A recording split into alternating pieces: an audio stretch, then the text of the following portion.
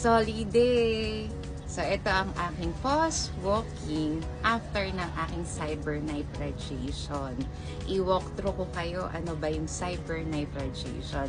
Ang cyberknife radiation, ito yung pinakabago na radiation na painless, harmless, but cashless. Kasi talagang expensive yung naging cost niya.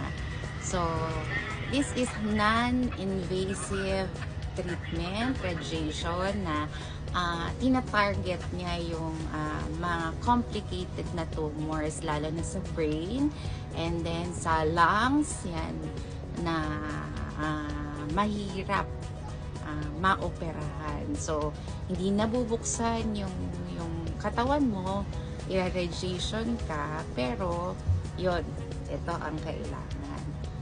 Yan. So, ano naman yung 5 effects ng naging cyberknife radiation journey ko? Yan. Number 1, yan.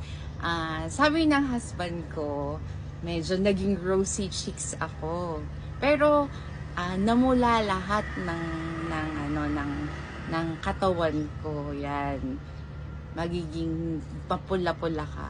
Number 2, yan, meron siyang konting headache pero nato-tolerate naman.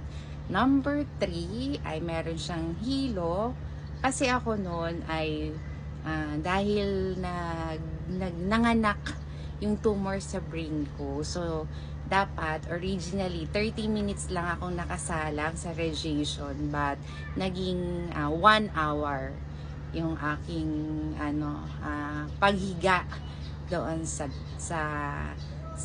room. So, medyo pag-angat mo, hindi ka naman agad patatayuin kung hindi mo kaya. Yan. So, may hilo ng konti lang naman.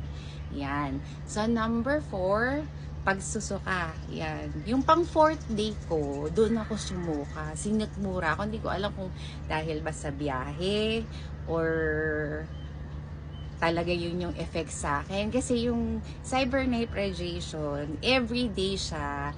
Yan, OPD ka, uuwi ka, kasi harmless naman siya. Yan, pwede sa lahat, kahit sa bata. Tinanong ko yun kasi meron akong anak pa na 3 years old. Ayan, tapos, number 5, yun, painless, harmless, but cashless.